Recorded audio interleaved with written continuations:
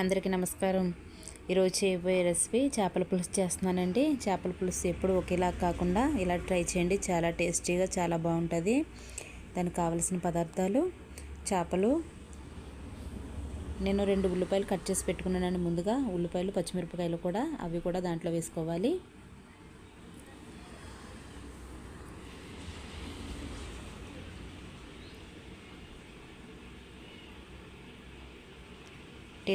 టేస్ట్కి సరిపడినంత సాల్ట్ వేసుకోవాలండి.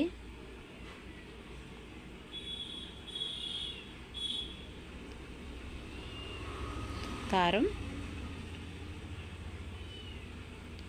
పసుపు వేసుకుని బాగా కలుపుకోవాలండి. అవి ముక్కలు పట్టేదాకా కలపాలి. సాల్టు, కారం, పసుపు ముక్కలు బాగా పట్టించాలండి. ఎవరైనా ఫస్ట్ టైం నా వీడియో చూస్తే సబ్స్క్రైబ్ చేసుకోండి. ముందుగా చూసినట్లయితే లైక్ చేయండి. మీరు సబ్స్క్రైబ్ చేస్తే ఈ వీడియో వేరే వాళ్ళకి వెళ్తుందండి. ముందుగా నేను కట్ చేసి పెట్టుకున్న టమాటాలు, కరివేపాకు కూడా వేసుకొని కలుపుకోవాలి.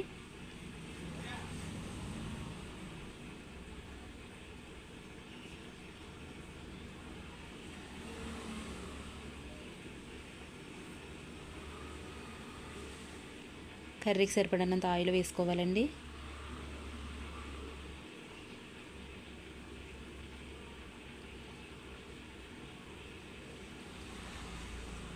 ఆయిల్ పోసిన తర్వాత కొంచెం ఒకసారి కలపండి.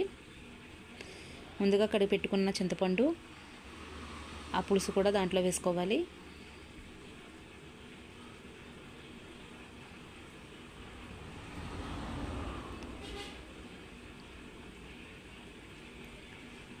మనకు ఎంతైతే కావాలో అంత పులుసు వేసుకుని బాగా కలుపుకోవాలండి.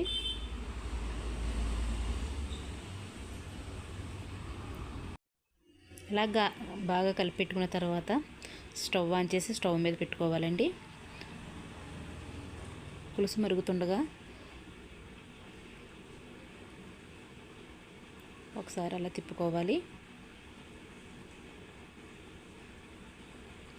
దానికి కావాల్సిన మసాలా: వెల్లుల్లిపాయ, జీలకర్ర మిక్సీ పట్టుకోవాలండి. పులుసు బాగా దగ్గరికి అయిన తర్వాత వెల్లుల్లిపాయ, జీలకర్ర ఆడుకున్న పేస్ట్ దాంట్లో వేసుకోవాలి. వేసుకున్న తర్వాత ఒకసారి కలుపుకోండి.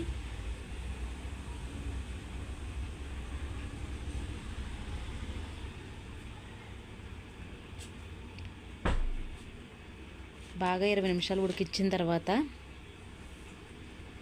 పులుసు చిక్కపడ్డదండి. అలా ఉన్న తర్వాత గ్యాస్ ఆఫ్ చేసుకోవాలి. ఈ వీడియో కానీ మీకు నచ్చితే లైక్ చేయండి, షేర్ చేయండి, సబ్స్క్రైబ్ చేసుకోండి. Bye friends.